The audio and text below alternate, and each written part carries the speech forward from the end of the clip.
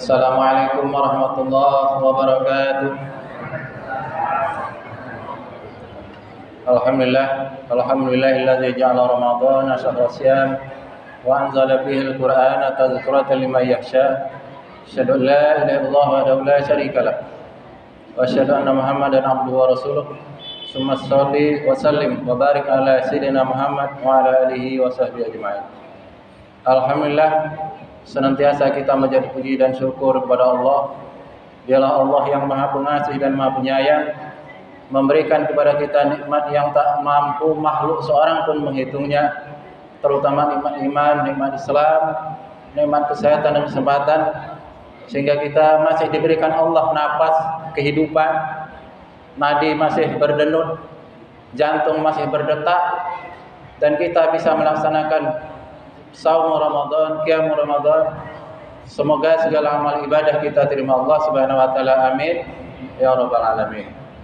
Salam serta salam senantiasa kita untukkan kepada junjungan yang mulia Rasul sallallahu alaihi wasallam. Allahumma shalli ala sayyidina Muhammad wa ala ali sayyidina Muhammad.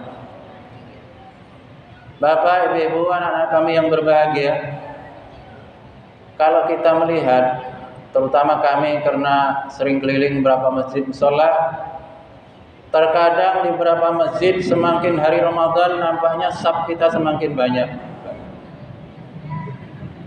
Safnya semakin maju, Pak, ya, di masjid lain. Mudah-mudahan di sini tidak jauh beda kadang-kadang, Pak, ya. Bapak dan Ibu. Nah, kita malam ini sudah berada di 17 Ramadan. Merupakan nuzul Quran, wahyu pertama diterima Nabi Muhammad SAW. Maka dalam kesempatan ini, waktu yang singkat ini, saya akan menyampaikan begitu agung dan mulianya mukjizat Al-Quran. Ribuan malaikat yang diperintah Allah Subhanahu wa taala menyampaikan wahyu kepada baginda yang mulia Rasulullah SAW adalah malaikat Jibril. Mengapa malaikat Jibril merupakan malaikat yang mulia, yang paling utama? Karena malaikat Jibril menyampaikan kalam Allah. Malaikat Jibril lah yang menyampaikan wahyu kepada Nabi Muhammad SAW. Mengapa Nabi kita Muhammad SAW menjadi Nabi yang paling mulia, menjadi Imamul Anbiya wal Mursalin?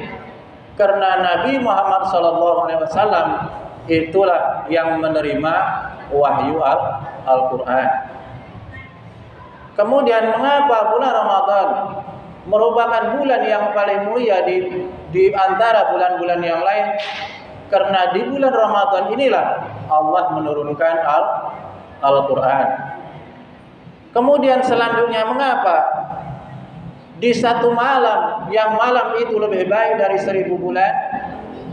A'udzubillahi minasyaitonirrajim. Inna anzalnahu fi lailatul qadr wa ma adraka ma lailatul qadr. Lailatul qadri khairum min alfi syahr.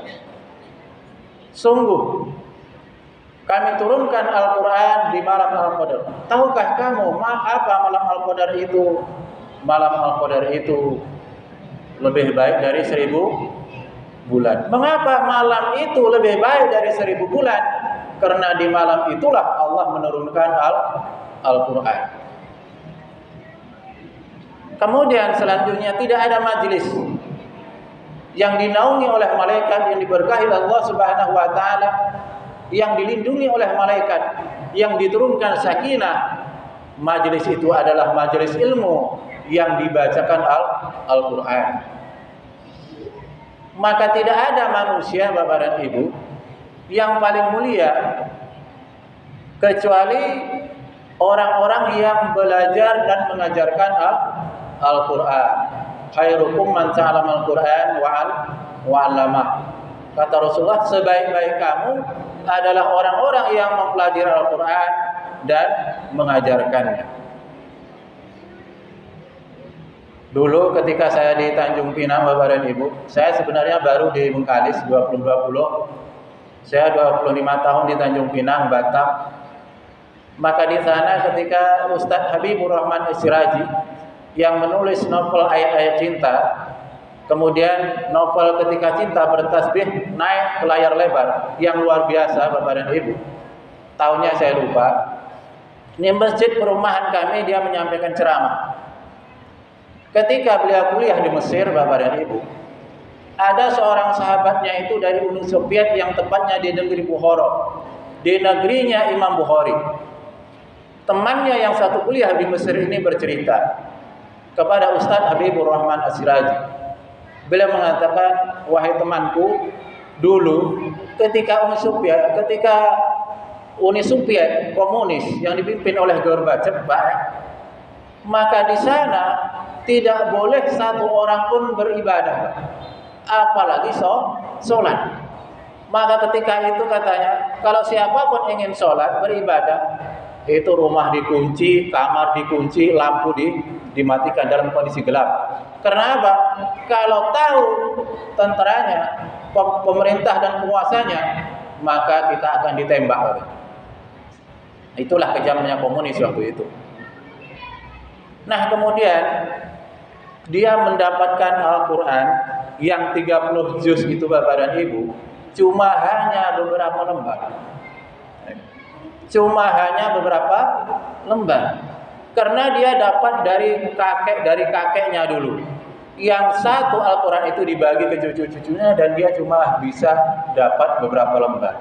Kakeknya bercerita, andaikan kamu memahami dan mengamalkan Al-Quran 30 juz, maka kamu akan menjadi manusia yang paling mulia dan paling hebat. Maka kerinduan teman Ustaz Habibur Rahman As-Siraji ini, Bapak dan Ibu, luar biasa. Ingin ketemu Al-Quran yang 30 juz. Maka ketika komunis berkuasa di saat itu, Pak, tidak bisa belajar Al-Quran seperti kita. Bagaimana? Mereka belajar Al-Qurannya ketika terang bulan purnama. Bawa rangsel, bawa tas seperti orang mau camping, Pak. Tidak ada penerang, dan penerangnya hanya rembulan. Dan itulah penerang untuk belajar Al-Quran. Maka kerinduan teman Ustadz Habibur Rahman As-Siraji dengan Al-Quran yang 30 juz itu menggebu luar biasa, Pak. Kerinduan dan kecintaan ingin ketemu Al-Quran yang 30 juz luar biasa. Ketika Uni Soviet runtuh, dia hijrah ke Mesir, ingin kuliah di Al-Azhar. Maka ketika dia sampai di Mesir, maka dia mendapati Al-Quran 30 juz, kemudian dia peluk Al-Quran sambil meneteskan air mata. Inilah Al-Quran yang 30 juz, 114 surah yang dulu saya rindu-rindukan dan hari ini betul-betul saya jumpai.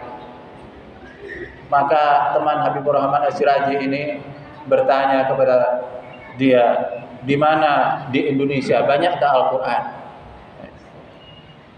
Maka Bapak dan Ibu rahimahumullah, inilah sosok manusia yang benar-benar ada di dalam hatinya kecintaan kepada Al-Quran. Maka dalam kesempatan singkat ini saya akan menyampaikan kewajiban kita terhadap Al-Quran. Apa sesungguhnya kewajiban kita terhadap Al-Quran? Apakah sudah cukup Al-Quran kita pajang, kita baca, atau kita biarkan, atau kita tidak pedulikan Al-Quran sama sekali? Allah berfirman dalam Al-Quran, A'udzubillahi minasyaitonirrajim, wa qala ar-rasul, ya Rabbi inna qaumi ittakhadhu hadzal Qur'ana mahjura. Allah berfirman, Rasul bersabda, ya Rabb, inna qaumi ittakhadhu hadzal Qur'ana mahjura. Sesungguhnya kaumku menjadikan Al-Quran ini sesuatu yang ia tidak pedulikan. Al-Quran ia tidak baca tapi tidak dipahami. Tidak dipedulikan sama sekali. Ia masih memperdulikan handphonenya. Ia masih mempedulikan baca WA-nya, Facebook-nya, Instagram dan lain-lain sebagainya ketimbang Al-Quran. Handphone tak punya paket, satu hari gelisah. Tapi ketika satu hari lisannya tidak basah membaca Al-Quran, tidak pernah gelisah. Ini pertanda Al-Quran itu ada nama lain yang namanya Ar-Ruh. Mengapa nama lain Al-Quran itu Ruh? Ketika hati tidak punya memahami Al-Quran, tidak ada isi Al-Quran, maka hati itu tidak punya ruh. Maka seperti badan tidak punya ruh, maka kalau badan tidak punya ruh akan mati. Kalau hati tidak punya roh akan mati, menjadi qalbun mayit, Pak. Hati yang mati. Bagaimana hati yang mati? Saya sering nyontohkan Bapak dan Ibu, ya. Kita punya handphone, ya.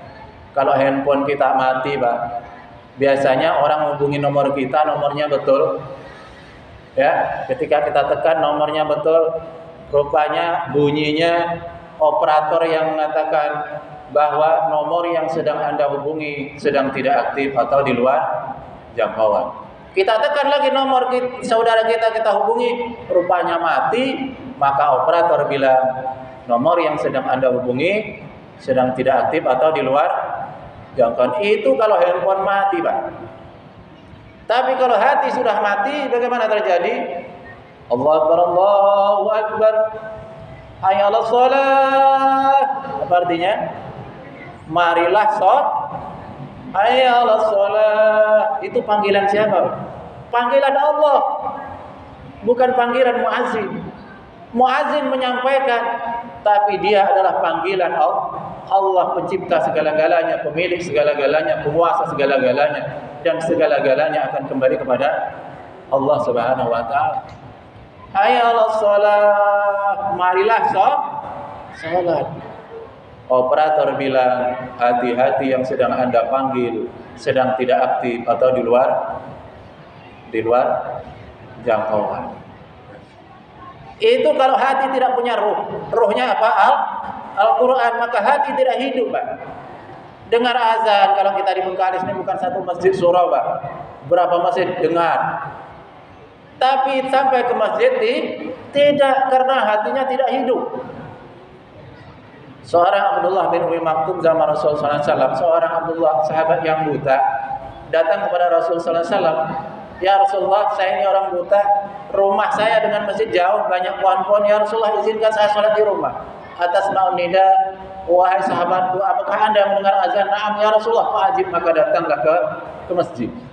Seorang Abdullah bin Umi Maktum, bapak dan ibu, yang buta saja diperintah oleh sang Rasul yang mulia sholat di masjid. Maka Ustaz Somad sering nyampaikan, kalau ada bapak-bapak, para pemuda yang sholat 5 waktu di rumah, pakai apa, Bu? Suruh pakai mukena, ya. Itu namanya bapak soleha, ya. Karena bapak ini sholatnya di masjid. Kadang bapak dan ibu, iman itu letaknya di hati. Keyakinan kita kepada janji Allah itu tipis. Kenapa tipis? Karena hati itu kosong dari ruh Al-Quran. Ya. Kita lihat di tempat lain masjid, semakin Ramadan itu semakin apa, Pak? Jamaahnya semakin kurang. Kalau di Tanjung Pinang, akhir Ramadan jamaahnya sepi, yang ramai mall, swalayan, pasar. Masjid sepi.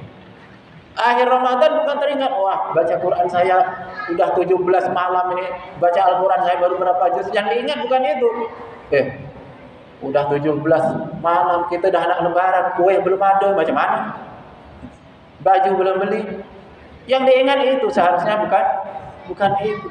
Maka semakin Ramadan, semangat kita Bapak dan Ibu harus naik, bukan turun. Harus naik, Pak. Ya. Maka sering saya sampaikan bahwa puasa itu pakainya adalah siang dan qiyam. Ketika saya banyak tempat bertanya, suka dengan Ramadan, banyak yang mengatakan suka, Pak.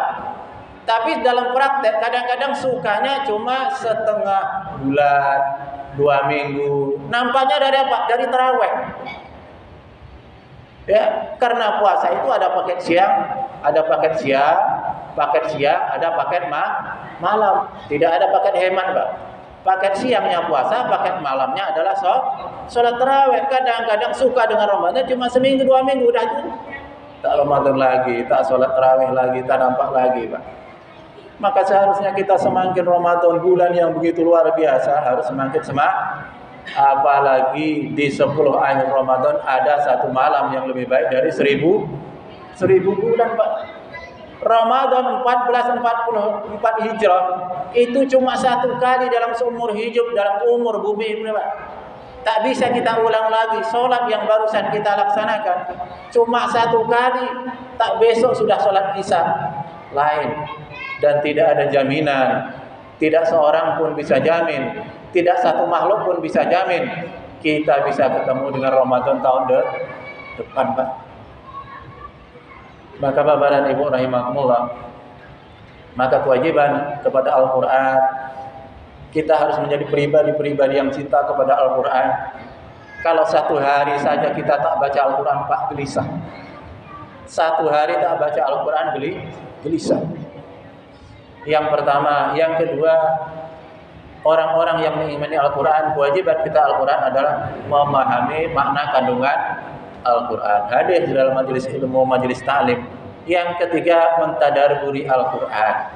Yang keempat, mengamalkan Al-Quran. Yang kelima adalah menghafal dan mendakwakan Al-Quran.